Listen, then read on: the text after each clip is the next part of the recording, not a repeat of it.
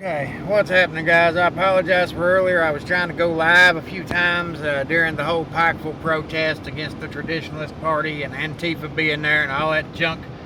And, well, it's so hot outside that my phone kept overheating, and it'd tell me to shut it off or not shut it off, and I would hit the button for it not to shut off, but then the damn thing shut down anyway, so that sucks. But I tried to let it, cool down as much as possible, which was kind of difficult considering we was outside and it was hotter than Hades out there. I mean, it was blazing like 95 degrees according to the bank. Which the event, I mean, you had, like I was trying to explain throughout the whole rally, Antifa was there. They had two guys going around trying to talk to whoever looked interesting enough to talk to, and they was wanting to try to videotape it, and they would talk to everybody in a way that was trying to make them admit that they were white privileged Nazi supremacist la-di-da, and it's pathetic. I mean, some of the local oath keepers that come up, all right, the oath keepers that was there, the little Antifa pricks come up and they're like, hey, blah blah blah, trying to make them intimidate themselves as being Nazis or something, and it's just ridiculous. They're just looking for a reason to incite hate, incite violence, get people on their side, make them feel like, hey, if you're not on our side, then you must be a Nazi if you don't believe how we believe.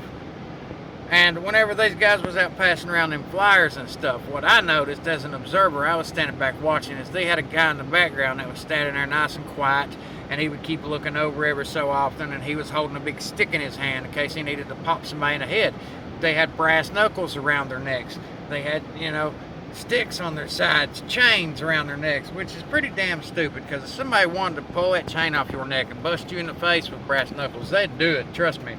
I mean, I used to do professional wrestling for a few years, and brass knuckles, it all depends on a person's reflexes. A kick to the gut and a DDT into the cement ground, and you're done.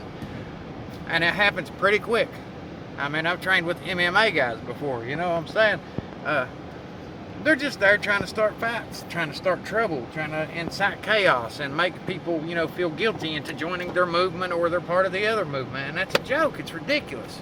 And that's what this little town didn't want or need. I mean, for the most part, they sat there and they were chanting, "Get off our streets, get off our streets." It wasn't their streets. They wasn't wanted there. The Traditionalist Party sure as hell wasn't wanted there. You know what I mean? And a lot of people was confused about it. They either thought they was the Klan or the white version of the NAACP. And I mean, it was just, because when you watch the videos online, they word it in a way that makes you, get interested and think they're not bad. But then you go and you hear them speak and it's white power this and hell Heimbach that, you know what I'm saying? And then throughout the day, you had the Traditionalists who were supposed to be there for the people now. They were looking over at the locals and trying to incite fights. And this one guy, I think his name was Garrick. He was a black American. He had his big old gun across his chest, and he's a damn good shooter from what I heard. So he takes over. He says, "I'm going to go throw this in the trash."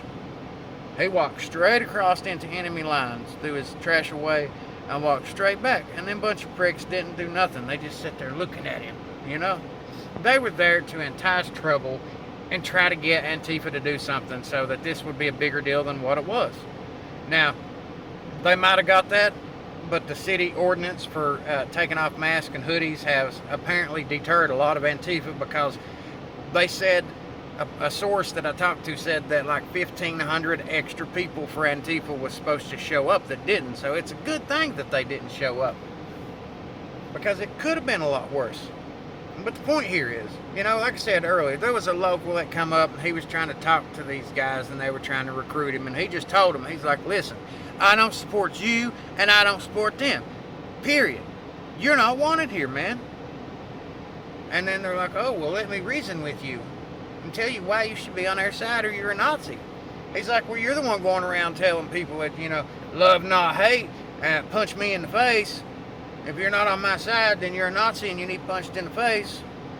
And then one of the Antifa bunch threw a bottle and hit the dude in the head with it. And a fight about broke out, and state police come straight over. They broke it up. They told the local guy to leave, and I went and chatted with him for a little bit, you know what I mean? And It's just ridiculous. It's the same thing, you know what I mean? He said he moved down here, and everybody's been nice to him since then. He's got friends of all colors and everything, and he ain't got a problem with nobody. And then this stuff pops up, and it starts making people feel like they got to choose sides, and they don't. I mean, there's enough locals. When stuff like this happens, locals should stand up. You should go armed, and you should express your constitutional freedoms. If there would have been enough locals there, you could have told both sets to go home, because neither one of them's needed. You know, this is America. This is our country, and it's time we take it back from people like this. One group's wanting to establish a political party, and the other one's wanting to abolish the whole political system in general. I mean, you got one side that has got the neo-Nazi beliefs and the talks, and you got the other side who's got the communist actions, and it's just bad for everybody all the way around.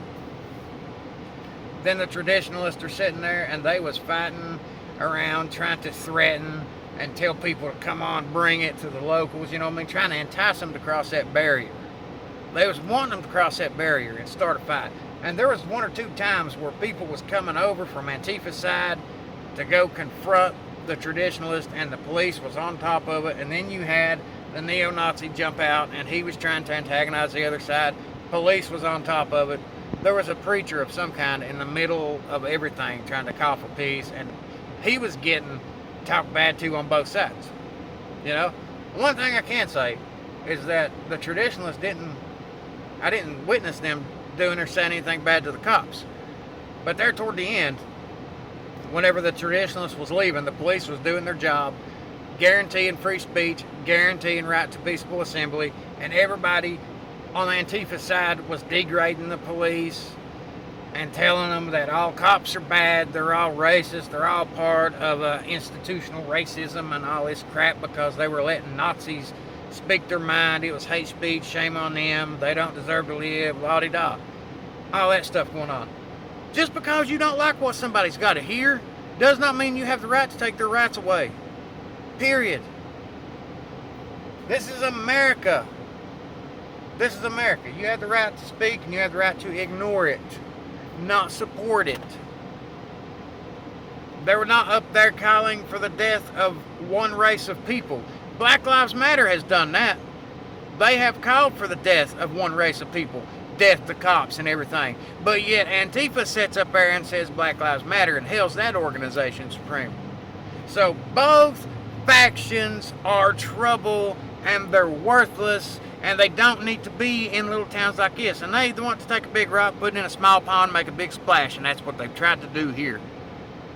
And whenever they come in, they set forth to do that goal and incite the riots. And at one point toward the end, Antifa was coming over, and they were running up to go attack the other side, and boy, yo, boom, state police on top of them. And then they started getting a little bit out of control, and SWAT teams started rolling out, and they held the line. They did their jobs. They upheld the law, which is what police are supposed to do. Them guys did a great job. Kudos to the police department, the city, the town, the county. They all appreciate it, guys. There's no reason to degrade the cops. No reason to sit there nitpicking at them, all right? Nitpicking at the cops. Telling them that they're animal cruelty because their dogs need water. That they should be ashamed of themselves for their dog needing water. Anybody with common sense knows that them dogs was in the middle of the East Kentucky Expo Center, down in the lower level, waiting and ready to come out. They're well fed. They had water. The dogs are trained with the police. They should have let him go and let him just go chomp his ass up, you know? I mean, it's crazy shit like that. It's crazy stuff like that that makes people not respect anything. And they want to force people to join one movement or the other. And it takes American citizens to stand up. That's why the Oath Keepers was there today, to ensure that everybody's rights was protected, that fellow citizens was okay, that cops had support if they needed it. They stood up for the town. And that was a good thing. That was a really good thing of them to do. But all in all, at the end of the day, it could have got worse, and it didn't. So thank God for that. And you know, it gives you an inside perspective when you go out and you see this stuff live. You see people want to attack you. just because you're not on their side. You know, you could tell them. I was talking to this one guy. He's like, who are you with? I said, I'm with America first. Oh, you're with the Nazis, huh? Huh. Yeah. I'm with my country. But anyhow, that's what I got to say for now. I'll jump on here later, finish letting my phone cool off. Let your freedom ring, America, and start taking a stand.